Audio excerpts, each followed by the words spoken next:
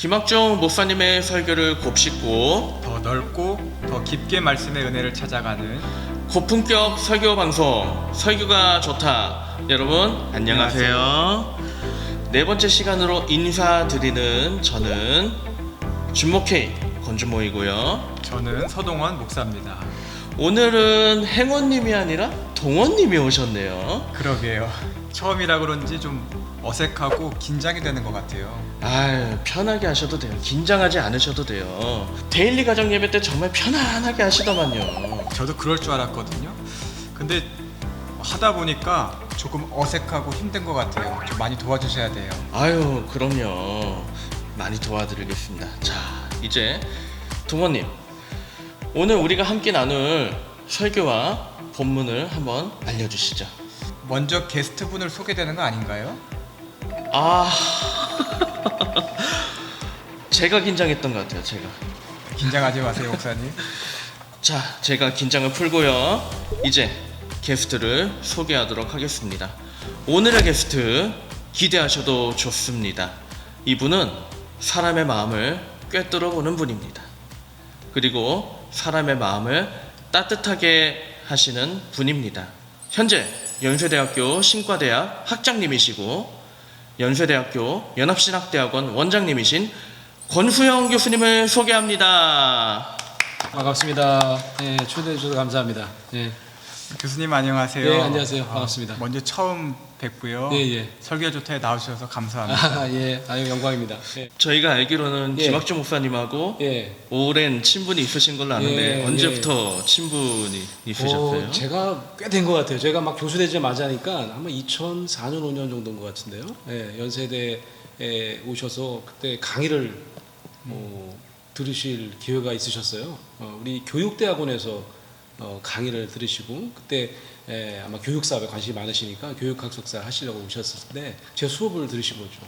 제가 깜짝 놀랐어요. 그래서 출석 부르는데 김학중? 그래서 제가 아는 김학중? 그랬더니 그렇다고 그러시더라고요. 그래서 끝나고 바로 커피 마시고 저도 감리교 목사고 하니까요. 그때부터 교제를 시작했으니까 이제 거의 한 20년 가까이 되고는 것 같은데요. 예.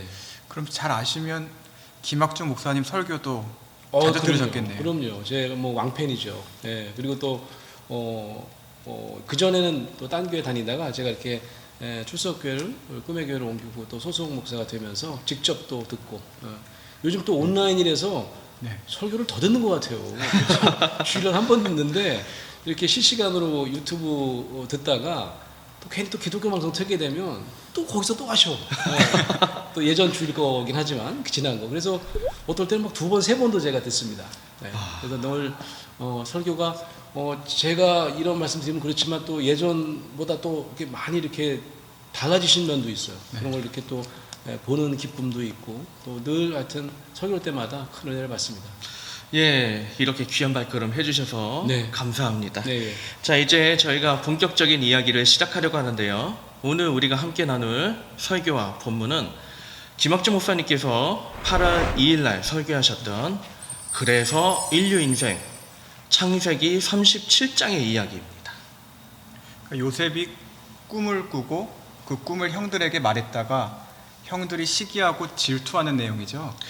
맞아요. 그래서 이 37장을 볼 때마다 등장인물들의 심리를 좀 궁금해 했거든요. 근데 이제 우리 권수영 교수님 모셨으니까 귀하고 좋은 말씀 예, 부탁드리겠습니다. 예. 자, 이제 본격적인 얘기를 들어가 보겠습니다.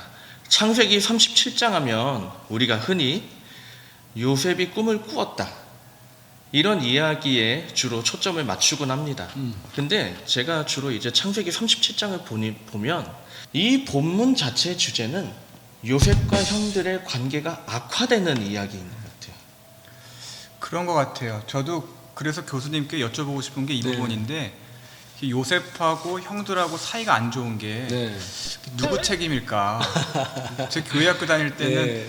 형들이 좀 못됐다라고 네. 생각을 했는데 지금 보니까 요셉도 또 네. 그럴 만하고 요셉도 그럴 만하고 예. 아버지 야곱도 그렇죠. 조금 편애를 또 또 하셨으니까 또 그런 결과가 있었을 수도 그런 있고. 것 같다는 생각이 듭니다. 맞습니다. 예. 일단 제 소개해 주셨지만 좀 이렇게 과분한 소개를 해주셨는데 사람의 마음을 뭐 꿰뚫어 보신다 그러는데 아유 나도 그랬으면 좋겠어. 그게 쉽지 않은 얘기고요. 오히려 뭐 꿰뚫어 보는 걸 우리가 독심술이라고 하잖아요. 상담에서는 그런 거 하지 말라고 그러죠. 우리가 뭐 아는 척하고 뭐 너 이런 마음이지 저런 마음이지 사실 그런 자세로 상담해서는 안 되는데 일단 제가 어떤 훈련을 받았냐 하면 상담을 공부하는 사람 중에도 또 다양한 훈련을 받아요. 정신분석 훈련 받은 분도 있고 저도 정신분석 훈련도 좀 받긴 했지만 제가 주로 받은 훈련은 가족 상담을 주로 하는 그래서 이제 가족을 상담할 때 그걸 이제 가족 시스템 치료라고 합니다. 한 개인을 아마 보는 게 그 이전 트레디션이었다고 하면 개인이 문제가 있으면 개인이 상담받으러 오잖아요. 제일 먼저 뭘 해야 될까요? 여러 가지 주변 환경을 좀 살펴야겠죠. 뭐 또 책 좀 읽어보셨나 본데. 보통 개인 상담은 제일 먼저 무슨 문제가 있나 병원 가잖아요. 병원 가면 제일 먼저 심리 검사부터 합니다. 검사해봐요. 검사 제일 먼저 하는 거죠. 혈압 검사하듯이 심리 검사를 합니다. 심리 검사를 해보면 이 사람이 무슨 문제가 있구나라고 해서 이제 진단을 하게 되는데 가족 시스템 치료, 가족 체계 치료라고도 하는데 이제 번역해서요. 이거는 그 한 개인만 보려고 하지 않아요. 그러니까 지금 질문도 살짝 그거예요. 개인주의적인 누구 잘못이야 이거 아버지 잘못이에요, 형 잘못이에요, 동생 잘못이에요 이렇게 얘기를 하는데 시스템 치료는 시스템 전체를 보려고 그래요.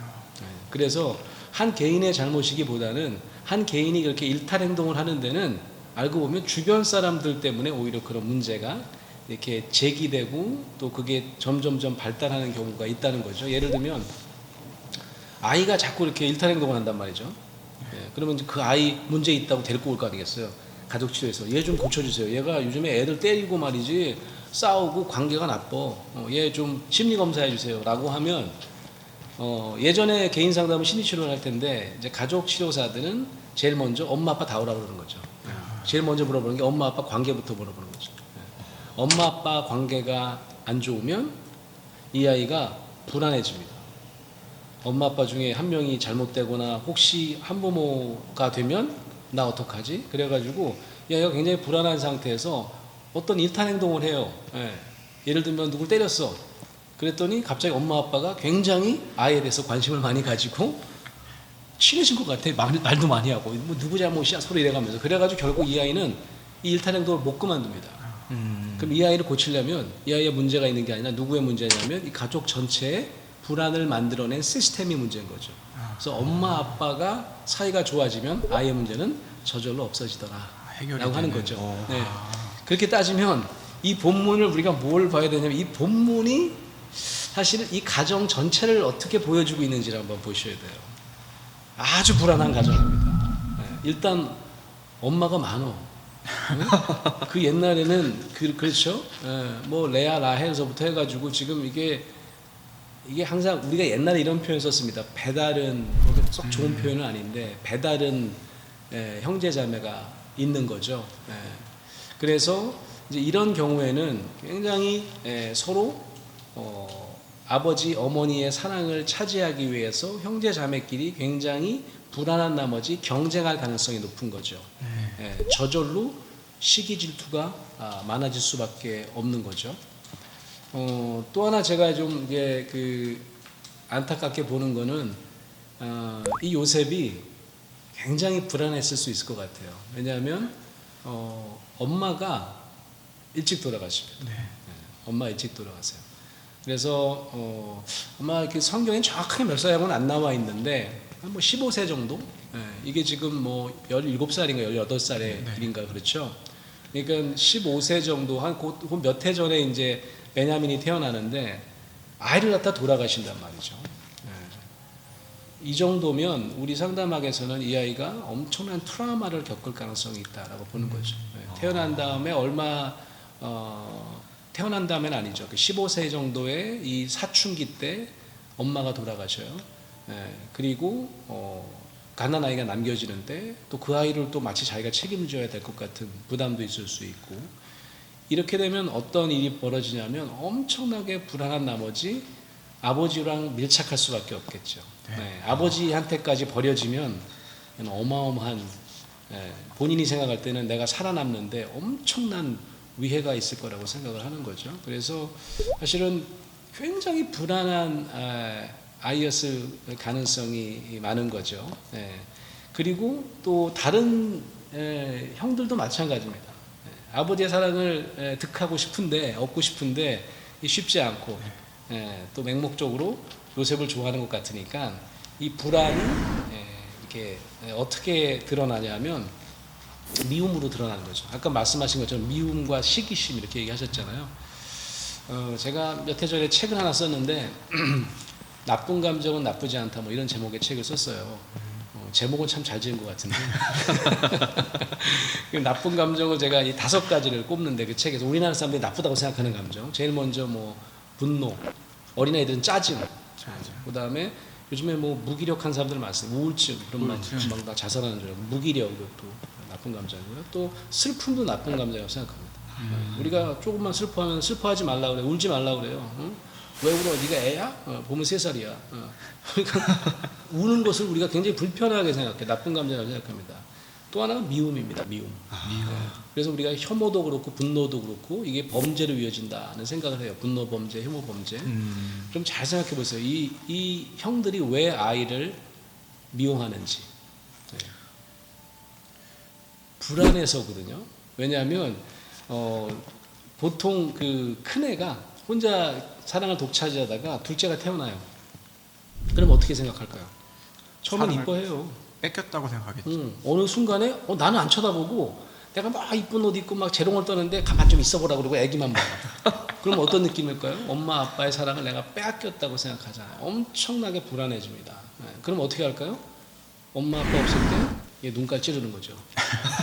그게 너 어떻게 그럴 수가 있어? 동생을 갖다가 네가 인간이야 막 그러지만 이 아이는 그 미워하는 게 아니에요. 불안해하니까. 그러니까 이제 나쁜 감정이라고 생각하는 감정 뭔가 얘기해주고 있다는 거죠. 제 얘기는 그 안에 있는 진짜 감정이 뭔지를 알아차리면 결국 그 미움을 얼마든지 없앨 수 있는데 그런 불안을 야기시키고 있는 거죠 지금 그 아버지가. 그래서 저는 이제 이걸 좀 이론적으로 아는 사람이니까 이게 좀 우리 아이가 보면 안 되는데 제가 큰 아이는 딸이고 둘째가 한 6살 차이 납니다. 이제 큰 아이를 너무 이뻐했죠. 딸이니까 또 왜 딸바보라 그러잖아요. 제가 너무 이제 이뻐하면서 이제 키웠는데 얘가 이제 7살, 6살 됐을 때 이제 둘째가 태어나잖아요. 아들인데 또 뭐 아들을 더 좋아하고 이런 건 아닌데 저희 어머니만 하더라도 뭐 아들이 태어났다고 뭐 그러고 막 그러시더라고요. 제가 3대 독자예요. 그래서 뭐 저는 그런 생각이 전혀 없었는데 이야 너 뭐 대 끊어진다 이런 얘기를 막 하시는데 근데 어쨌든 이제 4대 독자가 태어난 거죠. 그러니까 잘못하면 우리 그 딸아이가 불안해질 수 있겠더라고요. 그래서 저희 아내랑 이제 결심을 하고 이렇게 얘기했습니다. 얘가 6살, 7살이면요 다 알아요. 유치원 다닐 때잖아. 그래갖고 얘 앞에서는 절대로 얘를 우리가 이뻐하거나 이 아이에게 사랑을 빼앗겼다는 불안을 주지 말도록 하자. 쉽진 않겠지만 그래서 굉장히 노력을 많이 했어요. 어느 정도로 그랬냐면 제가 그때 이제 박사학위 논문을 마무리할 때 이 아이가 태어났거든요. 그러니까 사실 제가 바쁠 때인데 빨리 학위 마치고 뭐 교수가 되든지 뭐 목회로 돌아가든지 그래야 되는데 뭐 저도 막 불안해지더라고. 그러니까 실제로 그런 마음이 있었어요. 얘 그냥 귀찮다 그러고 말이죠. 얘 밤에 깨면 나 공부해야 되는데 깼다 그러고 막. 그러니까 이제 그 딸이 그걸 이제 우리 엄마 아빠가 다 동생을 안 이뻐하고 그런다 생각했나 봐요. 그래서 나는 심각하게 이 딸아이가 저한테 오더니 아빠 동생 조금만 사랑해 주시면 안 되겠냐고. 그래가지고 이 아이는요 지금껏 지금 이제 대학 졸업반 되고 아이 둘째도 이제 고3인데 너무너무 가까워요. 물고 빨고 뭐 서로 같은 침대에서 뭐 보통 그렇게 하기 좀 어렵거든요. 딸 아들이고 또 동생도 아무래도 누나 좀 힘들어하고 뭐 그럴 경우가 많은데 둘이서 이렇게 사이 좋은 거 보면 제가 그래도 이 불안을 좀 덜 느끼게 했던 뭐 제가 배운 게 있어서 좀 한번 실천해 보려고 했던 건데 이 가정이 보면 살짝 그런 불안이 있는 가정. 그래서 뭐 누구의 성격이 잘못됐고 뭐 이렇기보다는 이 전반적인 가족 시스템이 소위 가족 치료에서 얘기하는 엮이는 가정 뭐 이런 어떤 그 요소들이 잠재 있는 가정이다. 이렇게 볼 수 있을 것 같아요.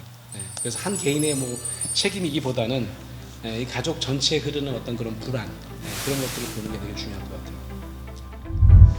시카고 지역에, 시카고가 뭐 혹시 들어보셨는지 모르겠지만 범죄율이 꽤 높은 도시 중에 하나입니다. 미드에도 보면 이 시카고의 청소년 범죄율도 또 장난이 아닌가 봐요. 두 사람이 뭐 맨날 싸우고 막 서로 때리고 이러니까 이 아이가 늘 불안한 거죠. 그래서 집안에 있을 수가 없어요. 불안해서 바깥으로 돕니다. 오토바이 탑니다. 마약을 합니다. 뭐 이런 경우가 생기는 거죠.